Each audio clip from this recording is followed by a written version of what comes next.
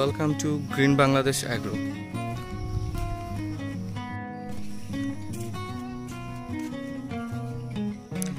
এটা আপাতত আমাদের ঘর এবং আমাদের ওয়ার্কিং স্টেশন, আর সাথে আমাদের স্টোর হাউসও এটার ভেতরে আছে।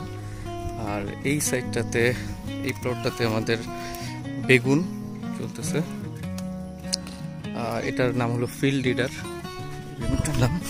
তো আমরা বেসিক্যালি 4টা ব্রিডের বেগুন করতেছি, তার মধ্যে এইটা একটা ফিল্ড লিডার। দেখেন অলরেডি এখানে বেগুন চলে আসছে আলহামদুলিল্লাহ।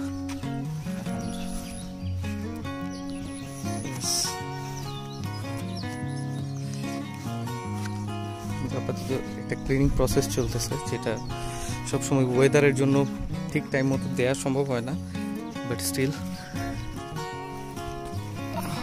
সবগুলো গাছেই মোটামুটি ভালো বেগুন চলে আসছে আলহামদুলিল্লাহ। Look at this.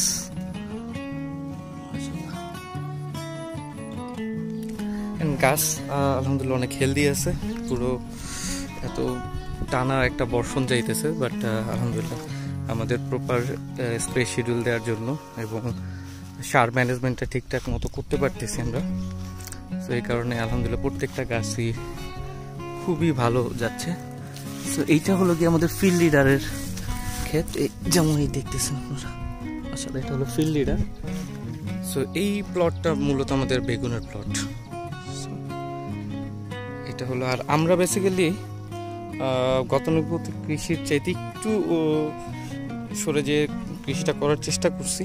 যেমন আমরা মালচিং পেপার ইউজ করছি যেন মাটিতে সবসময় ময়েশ্চারটা থাকে, আর মাঝখানে ড্রেন দিছি, এবং আমাদের ফার্টিলাইজার ম্যানেজমেন্টটা সাধারণত এই ড্রেনেই হয়। আমরা গাছের গোড়ায় বেসিক্যালি কোনো সার দিই না, আমরা ড্রেনের মাঝখানে সারটা দিয়ে দিই। এবং এরপর আমাদের ইরিগেশন সিস্টেমটা, প্রত্যেকটা নজেল ইরিগেশন সিস্টেমটা আমি একটু পরে আবার দেখাচ্ছি, আপাতত দেখাচ্ছি। এইটা আমাদের হলো গিয়ে শশার প্লটটা, এটা হলো শশার প্লট।